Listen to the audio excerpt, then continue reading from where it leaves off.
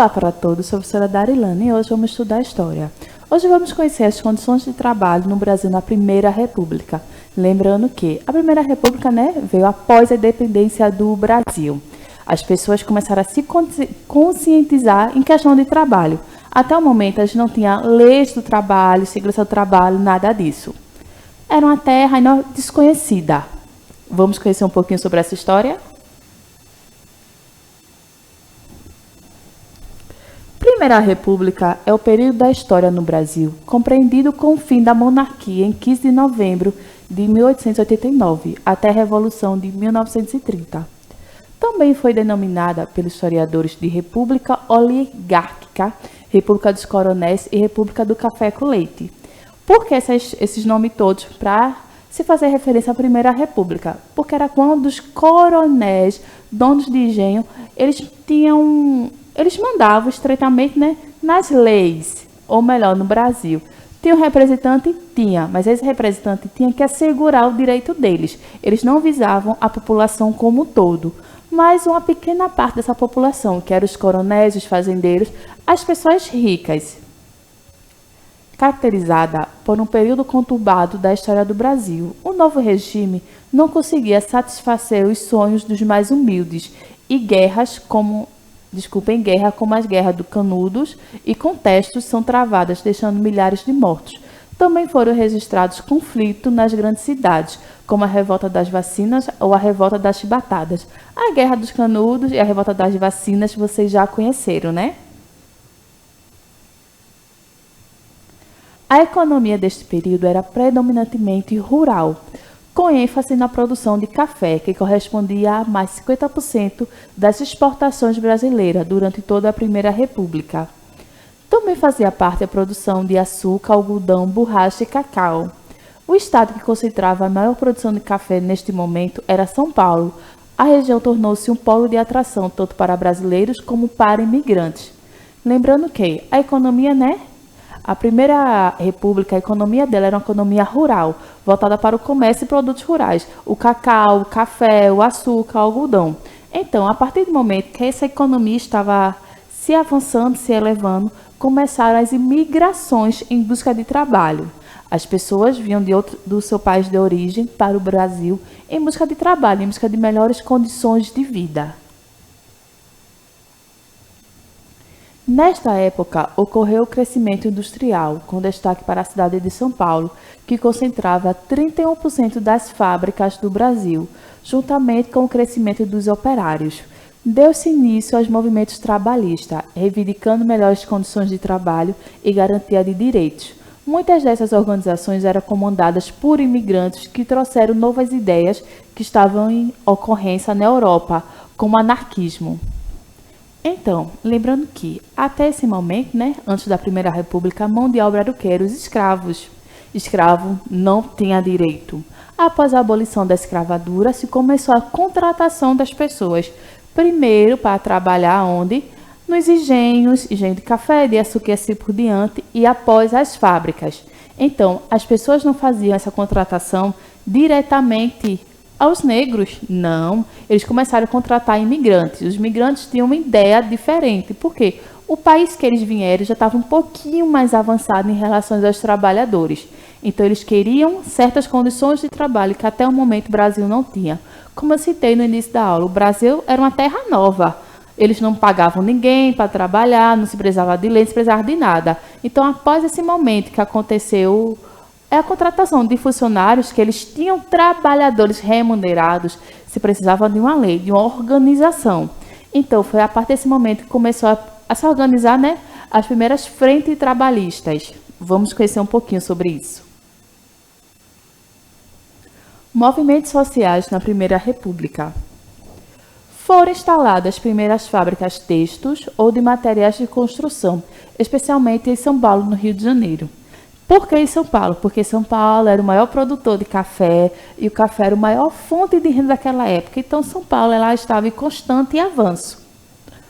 O Brasil contava com 600 fábricas e empregava 54 mil operários em 1889. Em 1922, já eram 13 mil fábricas 13 mil fábricas, onde trabalhavam 275 mil pessoas. A expansão industrial resultou na formação do operariado, mas não havia garantia de direitos trabalhistas. Por isso, os donos das fábricas impunham pesadas cargas de trabalho, com até 15 horas de produção diárias. Então, lembrando que, naquela época, como já tinha dito anteriormente, não se tinha lei trabalhista. Você recebia em proporção pelaquilo que você trabalhava. Para você, gente, lembrando que o salário naquela época era extremamente pouco, as condições de vida eram extremamente precárias. Então, para eles poderem se manter, eles tinham que trabalhar 15 horas nas fábricas ou mais. Atualmente, a gente tem uma carga horária, né, trabalhista em torno de 8 horas. Imagina, você trabalhar praticamente o dobro disso. Você passava mais tempo, literalmente, gente, mais tempo no seu trabalho. Você só chegava em casa, acho que para dormir, acordou, voltou, mas para nada.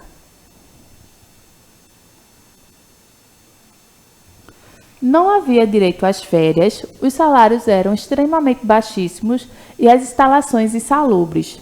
Também não era rara a violência física, principalmente contra crianças. Vocês agora devem ter se chocado. Professores, crianças trabalhando em fábricas? Sim. As crianças naquela época não se tinha esse conceito de estudar. Então, elas tinham que trabalhar para poder ajudar a manter a família, para ajudar a manter a casa. Então, as crianças também trabalhavam. Infelizmente, sofriam bastante violência dos seus empregadores. Por isso que hoje a gente vê vários comerciais contra o trabalho infantil, contra a exploração infantil. Vocês, crianças, têm que estudar. Então, lembrando que não se tinha praticamente direito nenhum, né? Ou melhor, não se tinha direito. Não se tinha direito a férias, a nada. Você não podia nem reivindicar. Começou, então, a mobilização operária com a criação das caixas de socorro mútua e também de comitês operários.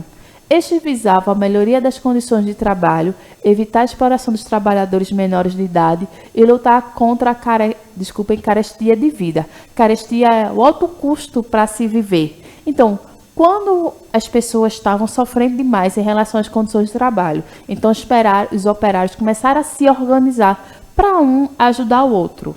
Então, eles começaram a ter consciência da força que eles tinham.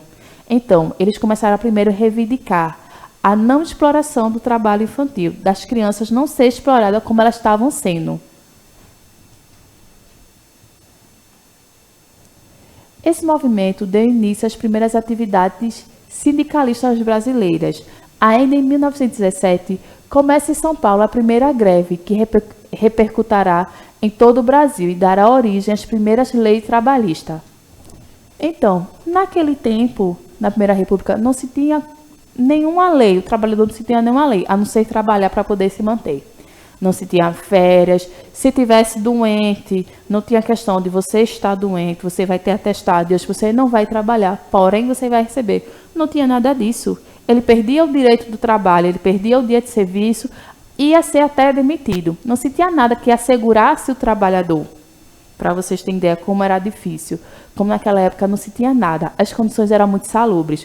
Hoje a gente tem aquela questão, né? Você vai trabalhar numa fábrica, usar capacete, usar bota, usar uma roupa adequada. Naquela época vocês acham que tinha isso? Não.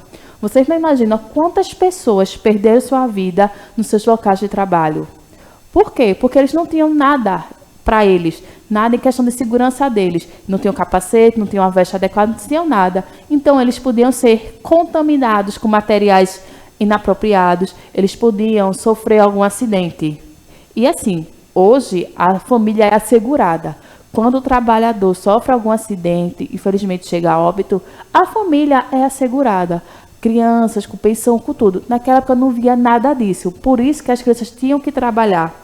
Muitas vezes o pai morreu, alguma coisa, eles tinham que trabalhar para poder ajudar a mãe a sustentar a casa. Para vocês terem ideia como era difícil as condições trabalhistas naquela época. Porém, a partir de 1917, as pessoas começaram a ter consciência da força que o trabalhador podia ter. E assim começou a primeira greve geral do Brasil. Greve Geral de 1917. Foi uma greve da indústria e do comércio brasileiro, ocorrida em julho de 1917 em São Paulo, durante a Primeira Guerra Mundial, promovida por organizações operárias de inspirações anarquistas, aliada à imprensa libertária. Foi a primeira greve geral da história do Brasil e durou 30 dias. Vocês aí acham que foi fácil esse estado de greve? Não. Muitas pessoas morreram, professora, morreram sim. Então vamos imaginar um cenário aqui na nossa cabeça. Você, dono de uma fábrica, dono do engenho, seus operários reclamavam verbalmente. Até o momento, nada ia ser mudado. Você era aquele jeito, né? Você, dono da fábrica, você vai trabalhar para mim assim, ponto final e acabou. Então eles começaram a ter consciência do seu poder. Vamos mudar essa situação. Os operários se reuniram e fizeram uma greve. Se eles estão em greve, quem vai produzir? Quem vai dar dinheiro, né, ao dono da fábrica? Ninguém, porque se parou tudo, foi uma greve geral. Então, foi muito difícil essa situação de greve. Quando eu falo difícil, não estou falando dos donos das fábricas de engenho, não. Estou falando, desculpa, para os operários. Você, operário, ficou sem salário, você correu vários riscos, porque eles não ficavam em casa. A estado de greve vai ficar em casa, não. Eles iam para as ruas reivindicar seus direitos, reivindicar suas garantias, porque até então não se tinha nenhuma lei referente em proteção ao trabalho. Era todas as leis para proteção dos donos de empresas, dos senhores de engenhos, mas para trabalhador, nada. Então, foi uma greve bastante difícil, mas foi o pontapé inicial para a mudança referente ao trabalhador. Na aula de hoje, a gente conhecer um pouquinho, compreendeu o modo de trabalho referente à Primeira República. Lembrando que, até antes da Primeira República, a gente não tinha trabalhadores remunerados. Era o quê? A mão de obra eram os escravos. Então, o Brasil não tinha nada referente para os trabalhadores. Então, a Primeira República foi uma república onde só visava os donos de engenho, os donos de fábrica, e o trabalhador, nada. Porém, a partir da primeira greve geral, as coisas mudaram. Foi o pontapé inicial para melhorar um pouco de vida a situação do trabalhador.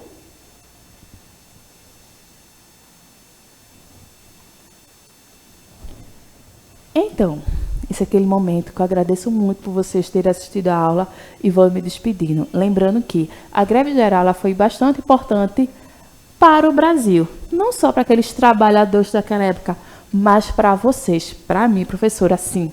Porque se aquela greve não tivesse acontecido, se não tivesse pensado nos direitos dos trabalhadores e leis a favor dos trabalhadores, as coisas não teriam mudado. Tá certo? Então, eu agradeço muito por vocês terem assistido essa aula. Vou me despedindo de vocês. Tchau, tchau para todos. Até a próxima.